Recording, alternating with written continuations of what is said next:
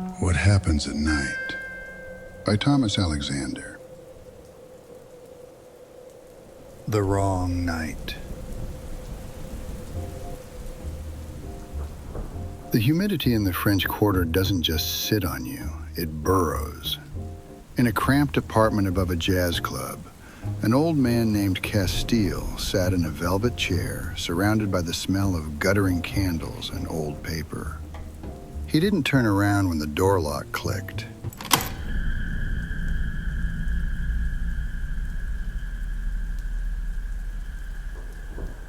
He didn't even flinch when Julian stepped out of the corner, pulling a length of reinforced piano wire taut between his gloved hands. "You're late," Castile whispered, his eyes fixed on a cracked mirror. "I expected you at midnight." Julian didn't smile. He never did on the clock. He moved behind the chair, the wire singing as it stretched. Traffic was light, unlike your tabs at the casino, Pop. You owe some very impatient people a very large sum of money. They don't want the cash anymore. They want the example. They're sending a shark to do a god's work, Castile wheezed, his voice bubbling with a dry, rattling laugh. You think you're the hunter? You're just a finger on a trigger. But tonight the moon turns bruised. You're headed to the island, aren't you? Isla de Plata. Julian leaned down, his breath cold against the old man's ear. I'm headed to a beach with a drink in my hand.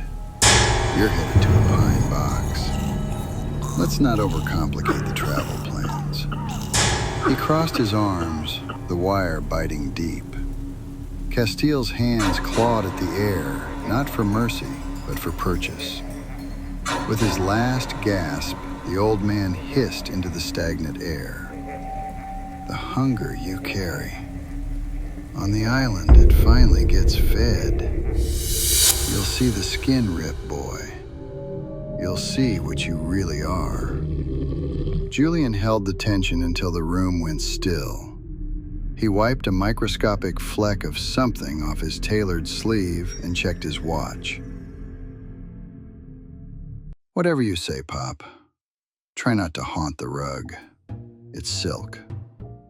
3 hours later, Julian was tucked into 1A, 3 fingers of scotch in his hand. He felt that dark, oily heat in his gut, the glow of a man who's just committed a sin and watched the world look the other way. But as the flight attendant leaned over to clear his glass, the cabin lights hit her face at a jagged angle. For a heartbeat, her skin looked like gray, unbaked clay. Her jaw hung too low, and her eyes were yellow pits of sulfur. He lurched back, nearly cracking the glass. "Are you all right, sir?" she asked, her face perfectly human again, her smile professional and empty.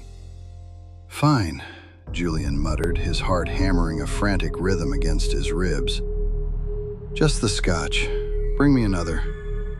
He landed on Isla de Plata as the sun began to die. The air smelled of hibiscus and salt. He went straight to the hotel bar looking for a game.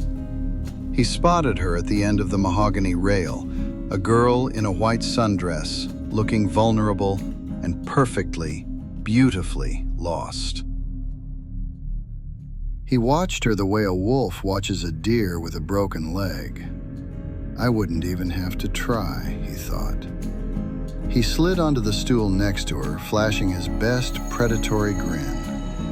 "You look like you're waiting for the world to end," he said, his voice a smooth, dangerous purr.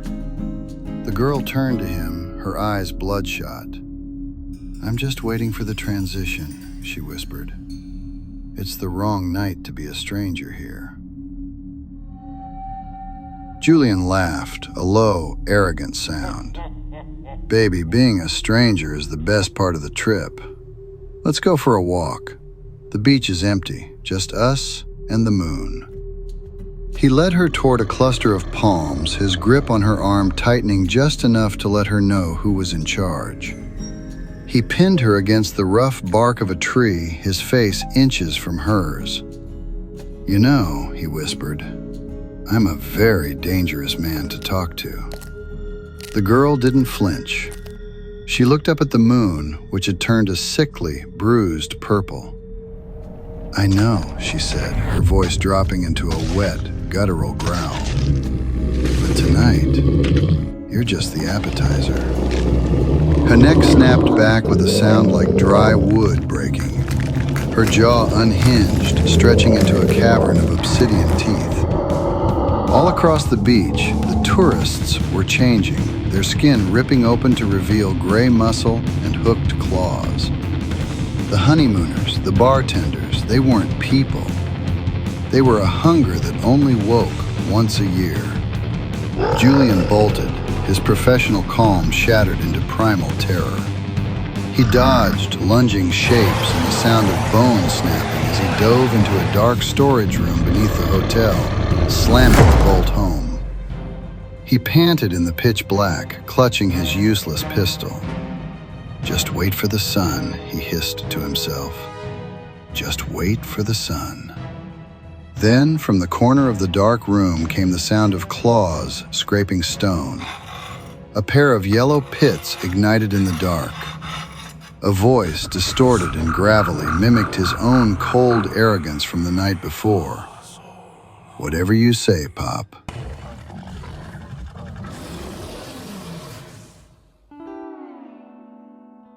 I'm sitting on the mountaintop now.